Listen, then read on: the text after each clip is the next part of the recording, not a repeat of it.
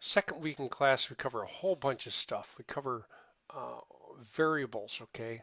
Variables are basically pointers in memory that we can use to assign a name to this pointer and then store things in there for later retrieval. We can create comments, okay? Comments are in there only for you as the programmer. They're little notes that you leave yourself. They always start with an apostrophe. And then we use WriteLine to print some stuff out to the screen, console.WriteLine. And then we also use console.write to give us a prompt. Okay, we'll look at that in just a bit. And then we also use console.readline. Okay, and we can get some information from the screen and stick that inside of a variable. Let's go ahead and create a new program. Okay, new project. Make sure once again when you do this, okay, it's on Visual Basic Console application, okay. Make sure that it's in the same place, being I just created a program there.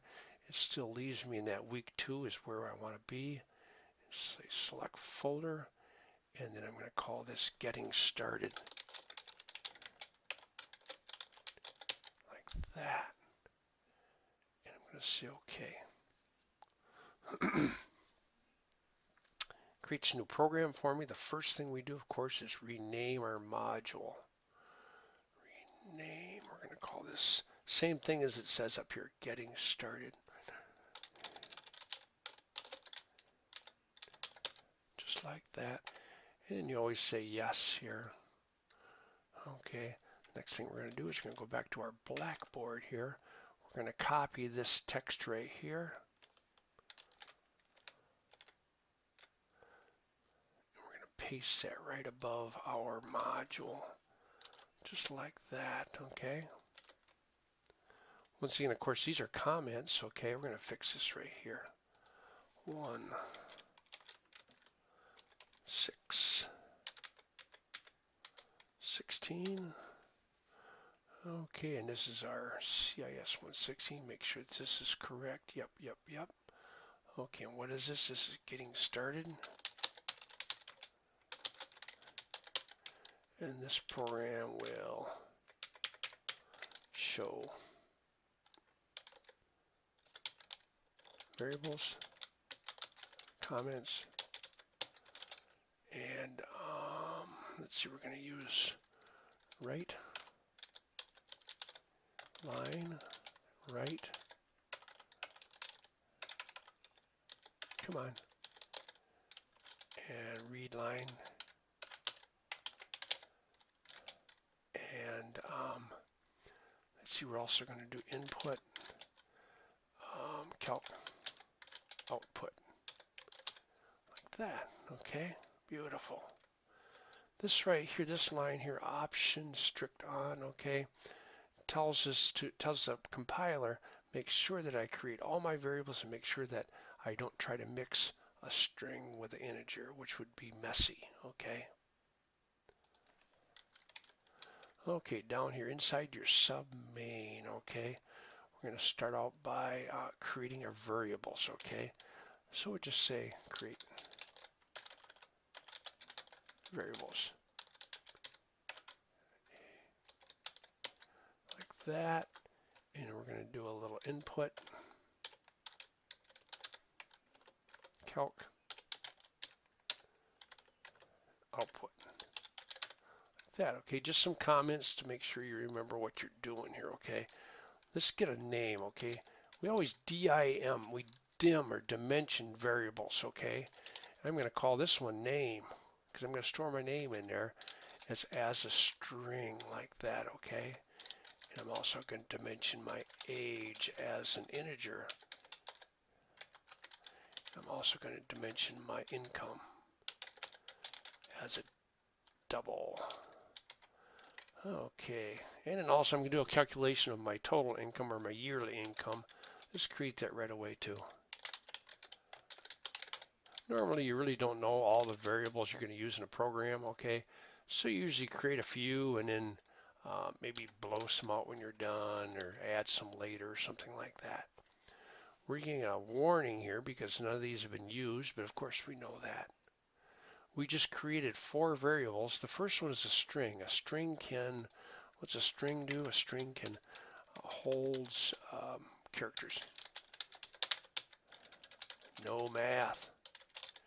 Okay, you can't do math with strings, okay? You can put them together, you can put strings together, but you really can't do plus, minus, multiply, or divide, okay? This holds just whole numbers. Can't put decimals in them, okay? Can't put decimals in integer. It will hold whole numbers and decimal numbers, okay? Just like that. Same thing for this one here. Okay, we're going to input something here. To input, you always have to have a prompt, and you have to get the information back again, okay? You get a prompt by saying console dot write, okay? And we're going to use write. I'll talk about that in just a minute. Type your name.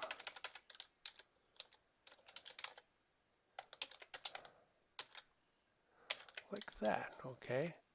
And then we get the information back by saying name, this variable, is equal to console dot read. Always use read line, okay? Never use read in this case, okay? And just close it just like that. Okay, in this case, what we're doing here is we're putting that prompt out there. What is your name? This right here allows the computer to stop for a minute until I type something and hit enter, and it assigns that value to name. Okay, let's copy that. Because now we're going to do our age. Okay, type your age. Okay, and we're going to see our age is equal to. Okay. Oh, we got an error. See that blue squiggly line there? We got an error, okay? The problem is console returns a string, okay? Right there it tells you, and you can't put a string into an integer. And so what we have to do is we have to convert that. We say cint, okay? Beautiful little conversion tool there that will fix that error for us. Let's do our income, okay? Weekly income. Type your W-E-K-L-Y income. Like that, okay? And then we'll see our income is equal to, and this time, rather than, we have to be careful, that cint would take and throw away our decimal point, just in case we put a decimal in there, okay? I'm going to say C double. Right there it is, okay? Beautiful, we got all our information in here. Let's calculate our yearly income now is equal to our income, okay, times 52, huh? We'll talk about this more in class.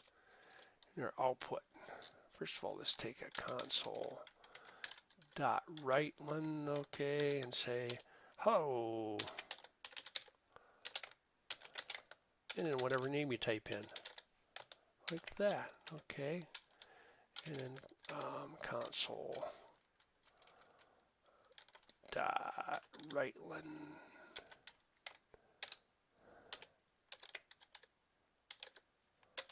You are so many years old, plus that, okay, and age, and years old, and make plus yearly income, right there, plus per year, like that.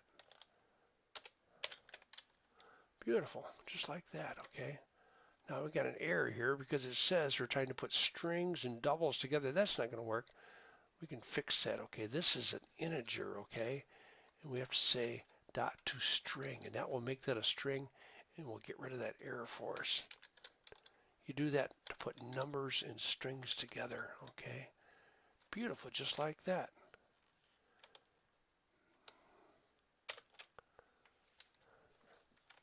Control F5. Okay. Tom, what is your age? And $150 a week. Beautiful. A real quick overview of what we just did here. Okay, we created some comments. Okay, we pasted this in, didn't we, from Blackboard? Okay, and once again, these are all comments. Okay, they start with an apostrophe.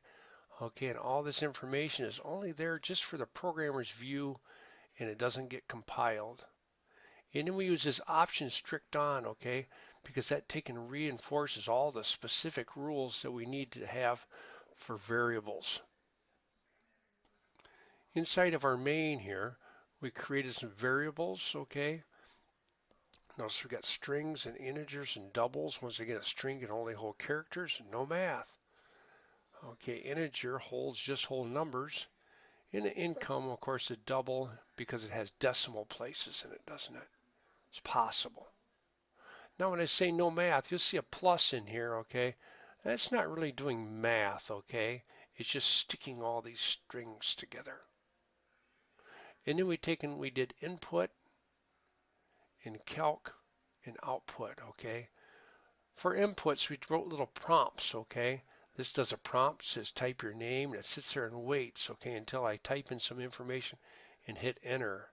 That's what this read line does. It allows your computer to wait, and once I hit enter, it takes this value and sticks it in this memory location that I created up here, this variable. I did the same thing with an integer, okay, and once again, it took and converted it this time, however, from a string to an integer and stuck it in that memory location. Same thing for my double here, my income. I did a little calculation here, okay. I said this memory location is equal to this memory location times a literal 52. And then I outputted some of this stuff together. Hopefully that's helpful.